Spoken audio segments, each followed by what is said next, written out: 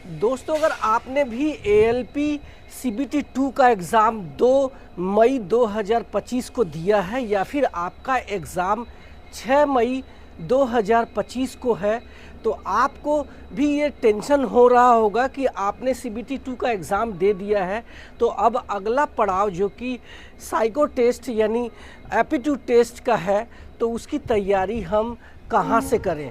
तो पहले हम एक नज़र डाल लेते हैं कि ये हमारा साइको टेस्ट यानी जो एप्टीट्यूड टेस्ट होता क्या है। तो आपकी जानकारी के लिए बता दूं कि अगर आप भारतीय रेलवे में 2 पोस्ट चाहे एएलपी हो या फिर स्टेशन मास्टर हो, अगर आप बनने जा रहे हैं तो इन एग्ज़ाम में आपका साइको टेस्ट होता है, यानी आपके माइंड का टेस्ट किया जाता है कि आप इस ट्रेन को चलाने लायक है या नहीं है। क्योंकि भारतीय रेलवे में सिर्फ 2 कर्मचारी, या तो एएलपी यानी ट्रेन का इस लोको पायलट या फिर स्टेशन मास्टर ही वो पोस्ट होता है जिसमें कि डायरेक्ट ट्रेन से जुड़े हुए कर्मचारी होते हैं।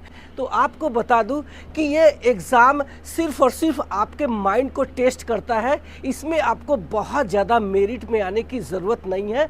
भारतीय रेलवे ये चेक करती है कि आपका माइंड इस ट्रेन को चलाने के लिए फिट है या फिर आप डिस्टर्ब माइंड है। आप ट्रेन चलाते समय अगर कोई भी अनयूजुअल होता है, कोई भी दुर्घटना होती है, तो आप इन जो पैसेंजर जो हज़ारों यात्री हमारी ट्रेन में बैठे हैं, उनकी सुरक्षा के लिए आप कौन से अचानक कदम उठाते हैं जिससे इनकी जो जान माल है वो कम किया जा सके या फिर बच जाए। तो अब ये सवाल उठता है कि कौन सी किताब लिया जाए जिससे कि इस एएलपी का एग्ज़ाम को पहली बार में ही क्रैक कर दे। तो आपको बता दूं कि आपको किरण पब्लिकेशंस की एक किताब आती है।